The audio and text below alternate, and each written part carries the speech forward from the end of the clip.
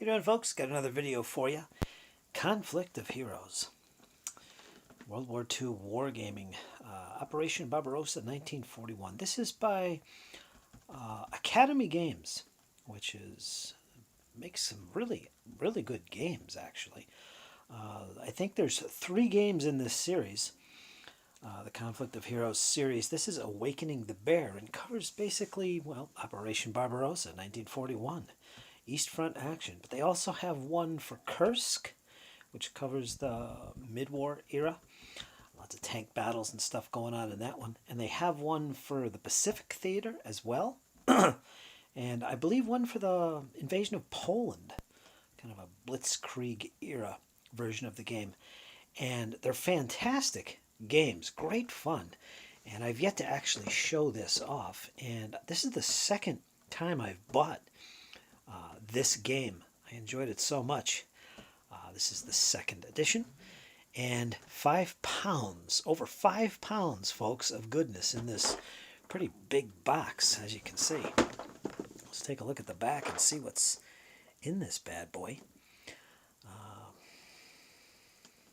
can see some of the details, 2 to 4 players, but we're going to talk a little bit about that in a minute.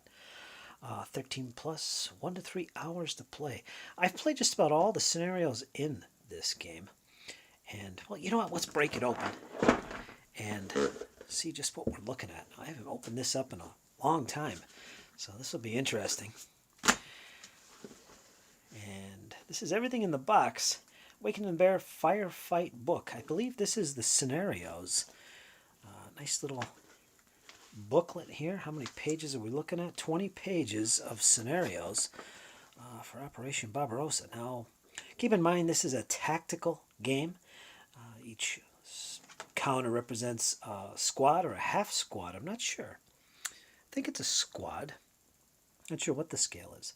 But this is the layout of a typical scenario, as you can see. You got your map layout, the game length, as well as the units involved, and reinforcements if and when they show up, any special rules, victory points, and of course little historical stuff like the aftermath. It's very similar to, say, ASL, the way they lay out their scenarios, if you've seen some of those. This is kind of similar. Of course, it's more colorful, as you can see here.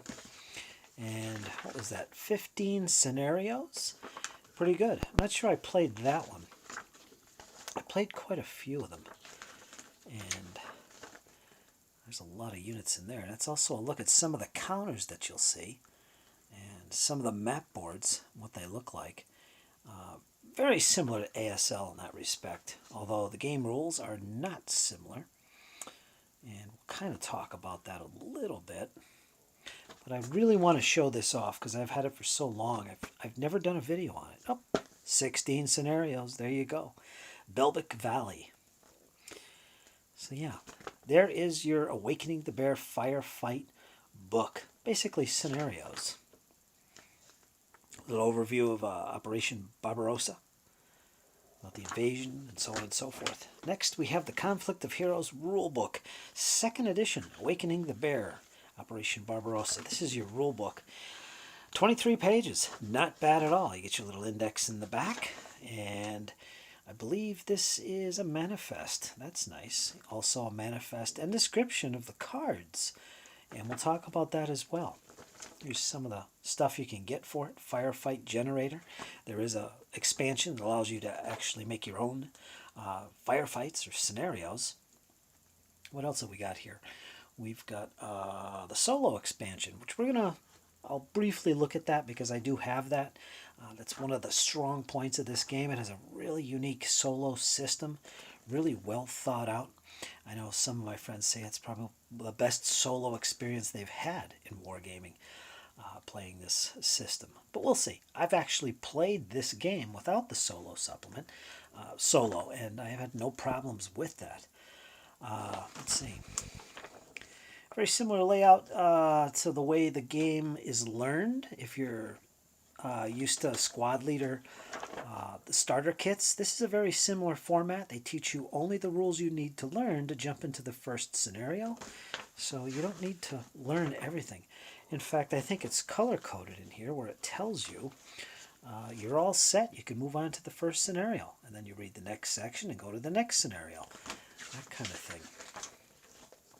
The only drawback is this is a glossy rule book. All the booklets in here are kind of glossy, so you will get some shine, like right there, going on, which can be a pain when you're reading it under a bright light. It can be an issue. I don't mind too much, but I don't like glossy paper, to be sure. But let's see. Action cards, section 2. We can see down here. You are ready. You are now ready to play firefight number 1, the first scenario. Play this firefight before continuing on with the rules. So you see right there, you only have to read about 9 pages of rules, and you can jump right in. And that first scenario is basically infantry. And everything it talks about here is about the terrain, the layout, how to move units, how to use command points, how to shoot, how to resolve shooting, and so on and so forth. The next section kind of goes into the use of cards, making group actions, and so on and so forth. I'm not going to go into the rules heavily here. And hidden movement, steep terrain. And here we are right here. You're now ready to play Firefights 4 and 5. So I must have skipped ahead a little bit. Let's see. You're now ready to play Firefight 3. So you can see how it works. The way you learn this game is very similar. You don't have to learn a lot of rules to go into the next scenario. So I like that. I really enjoy that about this game. And in fact, it's my favorite way of learning a game. The starter kits for ASL is same thing. You know, you read what you need to read and you play. Or in the case of the starter kits for ASL, you pretty much read just the rules in the starter kit and you're good to go in the first scenario. There's no need to break up the rules into sections like this does, where you read a section.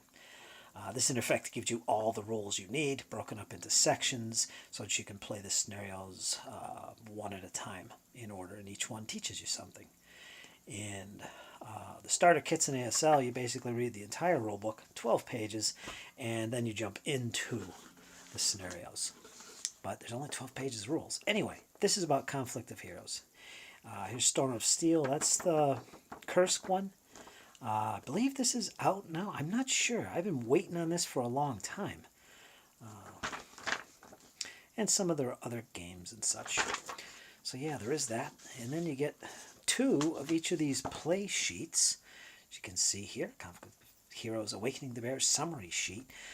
There's a summary of all the things you can do, as well as a nice section on what these values are on each of the counters. That's really useful.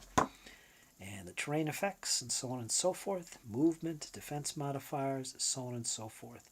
Fortifications and smoke, that's all covered in here as well. And there's 2 of these. These are used during the gameplay itself. Each player gets one of these. You keep track of the turns, or rounds as they're called. And you can see there's about 6 rounds in a game session in this case. Could be more. Each player will keep track of their victory points, their use and expenditure of command points, otherwise called caps. That's how they activate units and stuff on the battlefield to do things. And then unit action points. Once a unit is activated, it spends its action points to do things like move and shoot and all that stuff. So, yeah, each player gets one of these. One for the Russians and one for the Germans. Now we're looking at the map boards. And let's set this aside for a second. Hopefully we won't get too much glare. I'm going to have to move this over here and kind of show you. These are, see, they're folded here. Let me find the opening here so I can show you guys. It won't take me long enough. But yeah, they all open up to about this size. That's pretty big. That's about 1.5 feet by 1.5 feet, something like that. Probably a little bigger than that. Just for one board. And of course, these could be folded and you can have a half board as well. These are hard board. Should point that out. Nice glossy background. But yeah. So these are mounted map boards and they look fantastic. Let's get a little bit of a close-up there. There's even shadows there. You can see the sun shining through between the trees. Fantastic. This game's been around for quite a while, actually. I mean, look at the shadows here. Look at that. Beautiful. And it does actually have a digital version. You can play this on your computer. I've played that too.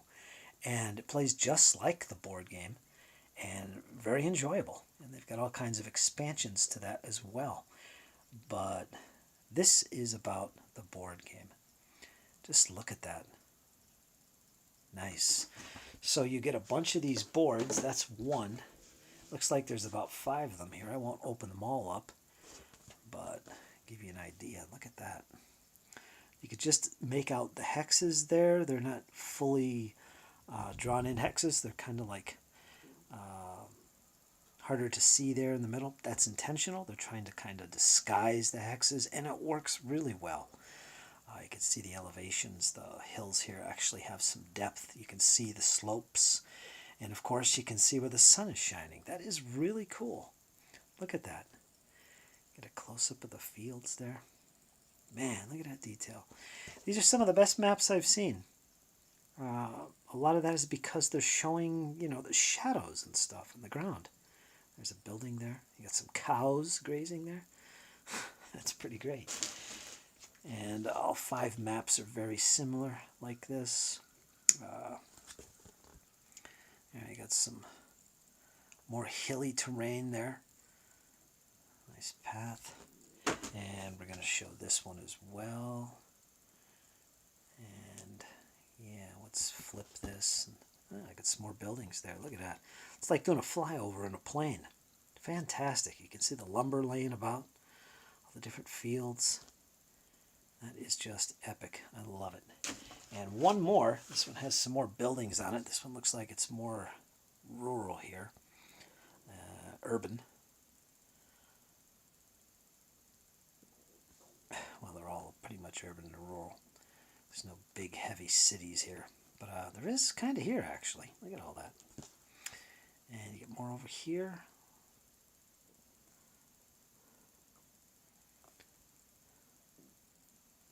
Nice little urban area.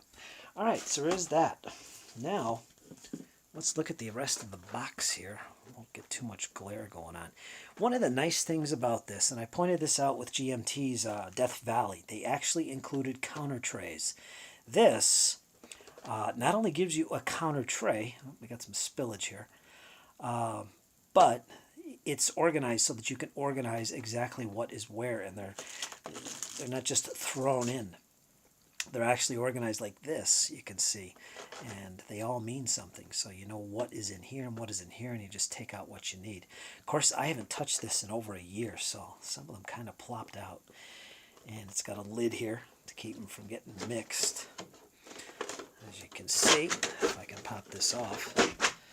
And this is the version I have. I believe this is the most current, so you're going to get very similar to this, if not the same exact thing. And look at these counters here. They're very thick. Just look at that. Very thick. They're not like the typical GMT or the squad leader, advanced squad leader counters. These are like at least twice as thick. And they're big. These are like 1 inch. I would say they're about 1 inch. I don't know the exact size. They're definitely not 3/4. I'll have to look at the back of the box. But there you got a little wagon there. Got little stats for it and everything. And they slip in here and you take out what you need. If you're better organized than me, this will be a lot easier to navigate. I got stuff all over the place. And all the counters are the same regarding thickness and quality. Double-sided in this case. And you do get some dice with this. I'm not sure if you get 4 or 2, but I have some in here. These actually look like mine. I don't know. These actually might come with the game. I know you get dice with it. I'm not sure these are exactly the ones. And you can see here you get some cards. We're going to take a look at these. And I got these in card sleeves, little protectors. One of the great things about this game is both players are going to be utilizing cards during the game. Yeah, these give them special abilities during their turn that they can play on their units, or I believe opposing units as well. Here's one called Follow Me, Automatic Rally. Cost 2 AP/cap. Automatically rally a unit even if in close combat. There's a little coding going on here as well. This is a fun aspect of the game, the cards. I really enjoy that. And like I said earlier, I've played this solo, just the core game. And this is tricky because your hands of cards are secret from each other. So it's a little tricky playing solo. Nothing to worry too much about. You still have a good game, even if you know what the opponent has, or you come up with some of your own mechanical idea to randomly draw cards for the opposition and stuff, and at least put a little unpredictability into the gameplay. Take one free action of any cost with any unit. Now, for hardcore grognards, World War II, ASL fans, this game might not cut it in terms of the detail. This is a detailed game, and it plays out really smooth, and it's a very fun game, fast-moving game. I think it was 1 to 3 hours per game, I believe it was. So yeah, you get the idea. But folks, even if you're an ASL fan, this game is not going to be a headache to learn. You could sit down and play with your friend or your family member. If you got a family member that war games with you, you are blessed. But still, you can sit down and have a good game, and they'd probably enjoy the experience themselves. It's very fun. And it's the kind of game where you use your command points, your caps, to activate units, and then those units spend their action points to do things. Basically, to move is literally 1 hex at a time. And it's very enjoyable, very interesting, and I think it's pretty darn realistic. The way it plays, anyway. It feels realistic, and how a game feels is just as important as how it actually plays with all the technical detail and such. So yeah, very fun game. Good feel for the history of the period, or this particular campaign specifically. You won't use all these cards when you're just learning the game. Some of them add artillery support and that sort of thing. And scale-wise, you're basically a platoon, maybe a company commander. I'm not sure if it goes up that high, but you're definitely commanding squads on the boards, moving them about, and trying to capture enemy positions or secret papers. It's got a cool feel to it in terms of the scenarios. They could be very specific like that, and you feel like you're watching a dramatic moment in some war flick or something. It's pretty cool that way. Yeah. And by the way, D6s. I'm sure you noticed that as I showed them off. And there's counters here to keep track of victory points, command points, and APs. You put them on those little boards that I showed before, and you slip them around to keep track of things. These are the Russians, by the way. The Germans have the Iron Cross symbol. So very cool. And if it wasn't for ASL, I'd probably be deeper into this game. There's a lot of great board games for World War II. This is just another one. Yeah, I don't know what else to say about it. It's a very enjoyable game. And if you haven't tried it and you're looking for something a little different, go for it. This is a worthy game to add to your collection. And I definitely have to sort these out once I turn off the video. So there you go, folks. You get 5 of these beautiful maps. Absolutely fantastic map boards. Let's take another look. In fact, just look at that. Look at that good stuff. And that's that. I hope to get some more games of this in. I'd like to actually play with some of the solo stuff that I bought. And in fact, let's take a quick look at that right now. Grab it for you. Here it is. Conflict of Heroes Eastern Front Solo Expansion. And here's a look at the back if you want to read that. I've never used this. I'm not exactly sure what is in here. I think I did definitely open it. Yes, I did. Or no, I don't know. Not sure what that was. So you're getting some booklets. One of these turn markers. Again, this is for playing solo. Get a bunch of these counters, which I've never really looked at too much. I obviously punched it. Another thing about the counters in this game, high quality. They do have rounded corners. These are not crappy counters, so they're not going to look ragged. And man, you don't have to clip them. Imagine that. Get some of these little silica. Keep things fresh, I guess. You get a bunch of cards. Doesn't seem to be much else in here. But that's it. If there was anything else, I probably pulled it out and put it somewhere else. But I don't think. I've actually put these in card protectors already, and I haven't even read it. So these cards pretty much are what runs the game. So you can see these aren't like the cards I showed off earlier. These are for solo gaming, and they have all kinds of information on there that tells you how to, tells you what the AI does, really. So let's take a quick look at the rule book. Solo rules, and you also get a solo missions book, and give you an idea what they look like. No new map boards, just uses the core set. And there's a campaign system, I guess. That's nice. Well, you guys want to see me play this game, let me know. I wouldn't mind jumping into this. I got so many things going on. It actually shows the counters on the board. Is it deployment? Not sure. But let me look real quick. How many scenarios are we looking at? There's campaign missions. Campaign 1. I guess it's all a campaign. Solo mission 4. Solo mission 3. Then it goes into campaign 1, mission 1. Campaign 1, mission 2. Campaign 2, mission 2. Well, that is mega cool. I like that. So that's what you get there. And the rule book for this specifically is 15 pages with the index and some Q&A, I guess. That's a link to the other page. And yeah, so it's about 14 pages of actual rules. This is an example. So there's like 5 pages of example in the back. Let's go to the beginning here. Solo game overview. Talks about the cards. Right there. This looks good. Plenty of examples. Full color, color-coded text. Examples are in red. I can see that. I believe it talks about the color coding in here, at least in the main rule book. Like there's the blue text, the black text, which is useful. Artificial intelligence. So yeah, there you go. That's a quick look at Conflict of Heroes, the solo expansion. And we're not going to go any further with that because I really just wanted to show the system off to you guys because I've never done that. And let me know what you guys think. ASL is kind of like my thing, but this I've played. I've had a lot of good fun with it.